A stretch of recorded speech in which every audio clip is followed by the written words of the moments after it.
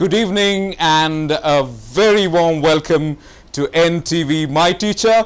As always, it's a pleasure to have you all joining us here in the studio.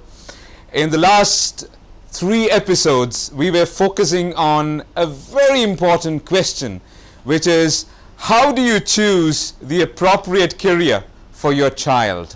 We had a lot of discussions, we shared with you a lot of valuable links and information, and thanks for the feedback. We are happy to know that you found them useful and you found the prospect of making an informed choice quite exciting.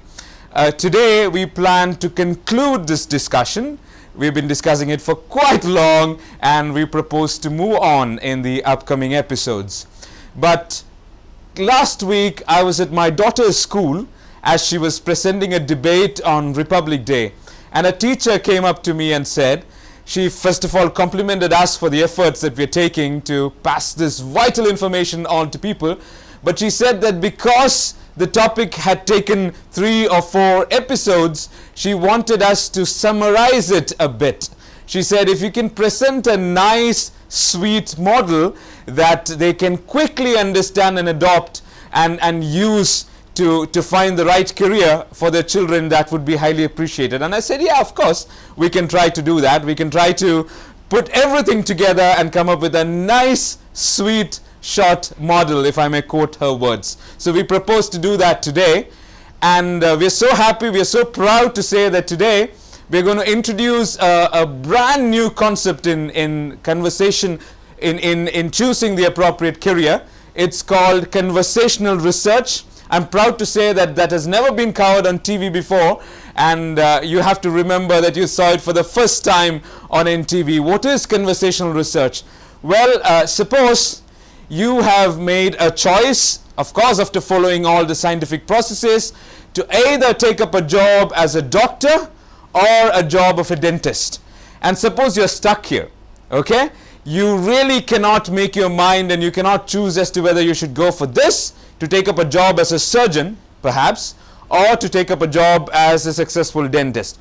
This is where conversational research comes in handy. What do you do here? Well, you locate a very successful doctor and a very successful dentist. And you, of course, strike up a conversation with this person. If possible, go meet them, talk to them, and we have a set of 3 to 4 questions. If you ask them, of course, they need to spare some time for you.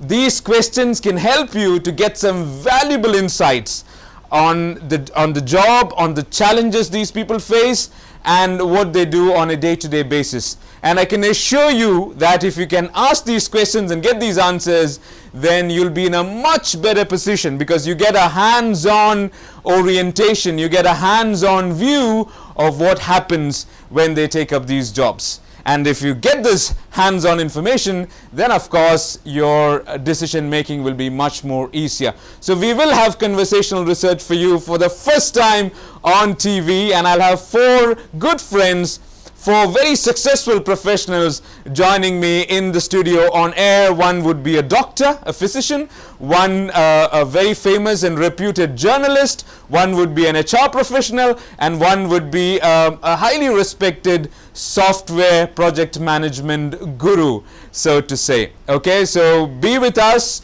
We promise you a highly exciting and informative episode. But before that, let me come back to the question the teacher asked. How can we get a formula on how to choose the appropriate career? So I've got some props here with me.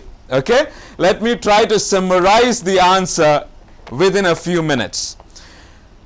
Little friends, young friends, okay, who are probably at the threshold of making a choice as to what career they should choose, you have to understand that just imagine that all the jobs in this world are available in this particular box. Okay, so all these orange balls that I have represent all the jobs, high paid ones, low paid ones, entertaining ones, exciting ones, arduous ones. All of them are available here. How do you locate that one job that you will absolutely enjoy doing? That one job which you would be successful doing and which you would enjoy doing as well. Well, the process is simple. First thing you have to do is look at the kind of money that you plan to make, that you intend to make while doing your job. Because money is also important. You need to have a car, you need to have a fancy house, you need to go for holidays, you need to take care of your family. So you understand that this is the aspiration that I have towards money. I have to be making at least X amount per year. But let me caution you, don't make money your only motive, because if you pursue money relentlessly, then it's like running on a treadmill. You think you've made enough and you realize you haven't reached your destination yet. So you keep running. You think, oh my God, I'm rich enough, and that's cool. And you always see that there are other people richer than you. I was just looking at that photograph of all the billionaires in India lining up to meet Barack Obama. So the person right ahead of you could be having a couple of billions more than you. So money is important, but please don't make that your only objective. So if you decide, okay, this is the kind of money that I want annually, then look at the jobs that are available in the box. It is obvious that some jobs don't give or provide that much of money. So what do? You remove those balls from the basket, okay, and you are left with a smaller group in the box. After money, you have to look at status. Now status, mind you, young friends, is also an extremely important proposition. Because when somebody talks to you, when somebody asks you at a party, what do? You have to be in a position to answer with pride, answer with honor. You want to extend your hand and say, I do this. Okay? You don't want to shrink and shrivel because you're not quite happy mentioning what your job is. Now, my mom happened to be a doctor and my dad happened to be a principal. Maybe they were not definitely the highest paying jobs, but these are jobs which are respected. You respect your teacher, you respect your doctor. So we used to really enjoy the status that used to come in. So you need to decide what amount of status do you require in your life. And I would say the same thing that I said about money. That's also like a treadmill. You never can have ultimate status because you always have somebody who has more status than you. So decide what is the appropriate status requirements for you. And look at the pool of jobs again and you say, oh, these jobs don't give me the status I want. So I remove them one by one from the box. So you're now left with a smaller pool. Now this is where career choice becomes interesting, because you're going to look at your talents now. There are some things which you are extremely good at doing. We call them your strengths. You do them effortlessly. People compliment you for how you do those things. Those are your talents. Now, how do you recognize those talents? Well, we shared with you methods to look at aptitude testing. We sent you free links. We showed you how MBTI based personality testing can be done. If you missed those episodes, what you can do is you can look at the Facebook page of NTV and you'll have those videos up there. Or please feel free to connect with me on Facebook on Sangeet Ibrahim and I can share those videos with you. So you have to understand what your talents are, what you're good at. And you need to choose jobs where these talents are in demand. That's the only situation where you will enjoy working and when you will get ahead in your job. I had given you my personal example, where I was trained to be an engineer, to be an electronic engineer. And if you're an electronic engineer, the strengths that you should have is analytical skills, to do mathematical modeling, designing skills, to create electronic circuit, troubleshooting skills, to understand problems. And what are the skills that I had? Well, I had the skill to learn, I had the skill to talk, I had the skill to help people in need. And none of these skills were in demand in the job of an electronic engineer. So mind you, third thing, look at your specific talents. And based on those talents, you remove those jobs where those talents are not in demand. So you can see that the box is getting emptier by the minute. Coming to the last two steps. You could be talented in something, but you might not have a passion towards that. I know a person who sings absolutely well, but he's not interested in singing. We tell him, what's wrong with you? You take up a career in singing and you can really touch the sky. And he says, I'm not interested. I'm interested in painting, or I'm interested in interior design. So you have to choose a job that you're passionate about. You have to choose a job that you're ready to do for free. You have to choose a job, when you do that, you really forget time and you give in your 100%. That's how you succeed. So then you look at the job pool and you remove the jobs which do not excite you, which you're not passionate about. Now we come to the last step in career choice, which is choosing a job which helps you to make a difference. Because my dear young friends, you have to recognize that the Almighty has put you here for a reason. And He has given you all these umpteen skills. He has blessed you with all these umpteen skills because your job is to support others, to lend a helping hand to others. Because there are two documents in life that you have to worry about. One is your CV, which talks about your qualifications and the degrees you've taken, okay, the jobs you've worked in and your experience. And the second is your eulogy. A eulogy is what is written about you when you die. A eulogy is what people talk about you when you die. And there, what is valuable is the help you've done to others, the difference that you've made in others' lives. So you have to choose a job where you can make an impact in the lives of others. So that would be your final choice. So when you say, no, this job does not allow me to support others, you eliminate that. Neither does this. You eliminate that as well. And finally, you reach that sweet spot. That job that really helps you to be everything. The job that gives you the money that you want. The job that gives you the status that you want. The job that helps you to display all your talents and be appreciated for that. The job that you're so passionate about that you're ready to do it for free. And finally, a job that helps you to make a difference in this world. That helps you to leave a legacy. That helps you to make this world slightly better than the one that you found. Now this is your sweet job. So this is the model that we have for you. You eliminate the rest of them. You first look at the money you want. You look at the status you want. You look at your talents. You look at your passion. And finally, jobs that help you make a difference. So I hope you found this model sweet and simple and short as ma'am proposed. And I hope you will use this to perfection. Now, brothers and sisters, it's time for us to get into conversational research. And before we get into conversational research, let me introduce the model to you by sharing a small video on the topic.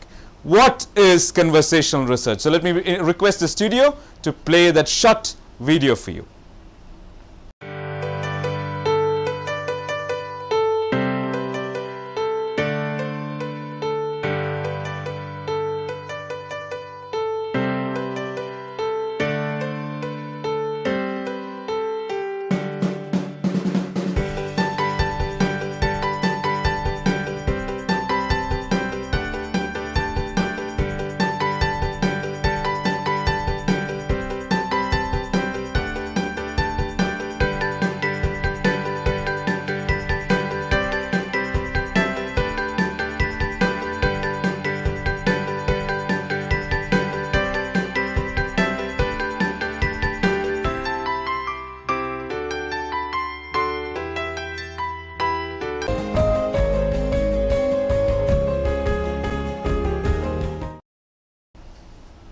Welcome back. Now it's time to speak to our first guest who is joining us on air. His name is Dr. Sri Kumar Sridhar Menon. He's a physician working with the Aster Group, an extremely busy person who's really respected in his domain, and we are thankful that he's joining us on air to take part in conversational research and to add value to the career search of our young friends. Doctor, are you with us? Yeah, Shakir, I'm hearing you, and thank you for the nice words. We really reserve them. Thank you, Doctor. Thanks a lot for joining us on air. I'm sure our viewers will find it extremely interesting and informative. As I don't want to keep you away from your patients for a long time, let me get into the questions right away. Doctor, Okay. Can you tell us what a typical day can you tell us what a typical day in the life of a doctor is, or a typical day in your life is like? I will start with what I feel like, because my kind of job is like more or less kind of office type of job, because I work in a clinic. Okay. It starts most of the days from 8 o'clock in the morning Okay. to maybe around 4 o'clock. Okay. But it's flexible. Like, it's a lot of uncertainties and unpredictabilities tend to occur in this profession. Okay. For example, those doctors who are working in a hospital, Okay. there are so many things like, you may have to attend a lot of people, a lot of patients there, maybe days may be much more longer. But always, be ready to be prepared for such long jobs and tedious jobs that you have to face. Even out of the working hours, sometimes we may have to take calls, address concerns to the people, or sometimes we may still have to go back to work in case of an emergency. So there's always an uncertainty and unpredictability in the job. There's no typicality in my typical day. True. Doctor, I can really connect, because my mom was a gynecologist and she used to be called Yeah, I almost know. every night. And my young viewers, if you're looking for a typical 8 to 5 job where you can come back Yeah. and relax after, please don't go for the medical profession, because as doctor is saying, there are a lot of uncertainties in it. You might be called at any time. Exactly. So be prepared for that. Somebody who is going to take this profession, be prepared for that. True, very true. Doctor, let me come to the second question. Okay. Of course, there are doctors who are good at their jobs, and there are doctors who are Yeah. extremely good at their job. We know you belong to the second category. You're extremely good at your job. What skills, Yeah. doctor? What skills make you good at your job? Yeah. I doubt whether I could call myself a good one, but I just believe that a good, successful medical practitioner should be a good listener, Okay. a good communicator, a good Okay. educator, Okay. and should have very sharp skills, especially in observational skills. And more importantly, what I feel is that somebody who can judiciously use his common sense in the right position. So maybe these are the skills that are basically needed. You may be knowing so many things based on the textbook information that you have, you might have studied so many things, but the right application in the right patient, the right time is more important. In a matter of 5 to 10 minutes that you spend with the patient in the clinic, everything should come together and should be able to resolve an issue. That is of utmost importance.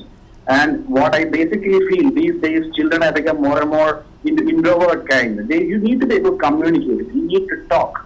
Keep talking, and then only you will learn. True. That's what I feel is needed for a successful physician. Exactly. And one thing I'd like to add, Sangeet, the word doctor has actually come from a Latin word docere, that means to teach. That means the teacher, he should be a good teacher, to be able to explain to the other. That's the main thing that's needed. True. And I think you have to be a counselor as well, doctor, because a lot of people come to you and you have to tell them probably Yeah. that they have a disease that could be troublesome, and you need to put their hearts at rest and make them relax. And so, of course, I'm so happy you mentioned these skills, and I hope Yeah. our young friends are listening. You have to listen well. You have to really understand what is being mentioned. You have to make quick decisions, because you'll have to connect it with the wealth of information that you have, and then you need to educate your patients correctly, and also be able to get them to relax and accept life the way it is. Doctor, a quick question. A lot of people feel, a lot of young friends feel that studying ends, learning ends when they get a job. So could you kindly tell them that if you're a doctor, your learning never ends? Because I'm sure you must be researching and reading. Yeah. Yeah, that's correct. Because this medical curriculum is such a long thing. It's never going to end. You will always remain a student. You can never master it completely. True. So you have to spend all your years learning, keep updating, attending all kind of conferences, medical conferences you want to attend, and keep repeating things, keep practicing things. That's the only way by which you can be at your best at all the time. And that sometimes may appear a bit irritating and frustrating to the aspirant. True. But in due course of time, you'll enjoy it. Very true. So all you young guys, if you think, oh, medical profession is going to give me the money and the status I require, but if you're not ready to learn, I'm sure you'll not succeed there. You'll not succeed there. You should be able to learn. You should always keep that particular aspect in mind. True. Doctor, let me come to the next question. It's a personal question. What irritates you? What frustrates you at work? What is it that makes you say, oh my God, I should not have taken this up? Is there something like that? Yes, sometimes the kind of issue is that our kind of job deals with the public, and what I always have seen and felt is that there is nothing common to the public. They are having such diverse personality that we are dealing with. There may be irritating characters, and who are patients should be have some patience. That's what I feel. Many people may not have that patience enough. They don't know whether they are sitting in a hospital setup. They, they kind of sometimes all these kind of feelings and and we feel so bad actually. At the end of the day, somebody, irritating characters are the main frustrating thing for us. True. Other than that, sometimes it's also possible that despite our excellent or full effort, sometimes patient might have something happen to the patient and other beyond our control. Things are also there, which are also, that's what I said, uncertainties and unpredictabilities. True. That also tend to irritate or frustrate us, but we should gain energy from all these things and try to improve ourselves subsequently. Exactly. Exactly, doctor, because you're dealing with people and then you have 1 million kinds of people, Absolutely. You can never learn it completely. Can I divert you a little from the topic? Doctor, when I go and meet a doctor, I make sure that I Google my symptoms and I already decide what my disease is, what treatment should be done, and I come to you. So how do you handle these kind of cases? Because I may be wrong, I may be completely wrong. In fact, Dr. Google has given us more patience. The moment they start searching something, the ultimate endpoint will be revealed there. For example, somebody wants to examine what he's having. He's maybe having a pain throat. It will be written like a cancer in the throat. So he'll get really confused what it is. True. We are getting more patience because of Dr. Google. Exactly. I was watching a talk on TED in which a 20-year-old boy goes to a doctor and says, "Doctor, I'm suffering from menopause." So self-identified diagnosis. It helps sometimes, but you can never be sure about it. True. Thank you for that. Doctor, let me come to a pleasant question, a lovely question. Okay. Of course, you said you have to learn, you have to put up with people, you have to stay late, a lot of uncertainties. Yeah. But there's something that gives you a lot of satisfaction in this job. What makes you happy? Yeah. What makes you contented? That's what. It's an extension from that previous thing. The different personalities that we deal with. Some people are totally different. The gratitude shown by some of the beneficiaries, some of the patients who have been benefited from us. It may be in some words, it may be an expression. Especially this kind of things we see mainly in hospital setup. A patient who has been brought in such a bad state and after treatment improving and saying thanks to us, coming in a wheelchair, going back, walking. These are the real moments of pride, and you generally feel that good about ourselves, that we have done something.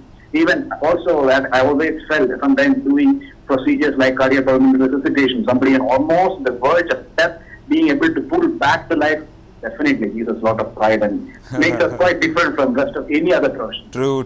And I'm sure with that last two lines, Doctor, you've made a lot of people highly inspired, because at the end of the day, it's about making a difference in the lives of people. And I think doctors can do it better than anybody else, Doctor, one last question. I'm sure your patients will be getting irritated.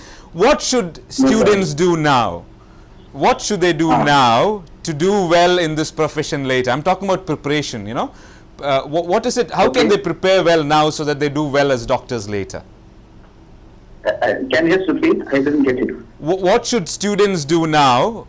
Apart from studying, of course, they need to study, they need to prepare for their exams. But to become a good doctor, what preparation can they start right now? Yeah. This is also something which I already mentioned. That is like a wide knowledge of the subject, clinical skills, and ability to do common sense. You should develop some good communication skills. Number one. Okay. You should start being a good observer. What is happening around? Why is it like that? All these kind of skills are needed to be a good doctor. Therefore, these skills should be developed even prior to that. And even after getting into the entrance examination, and then once you get into the medical institutions, you should be careful to choose the institutions where you are going to study. True. Because that plays the main role in developing you. Exactly. An ideal place is not a place it should be a place where there's plenty of clinical material, and in clinical material I really mean patients. True. And should have good academic teachers to guide you. Exactly.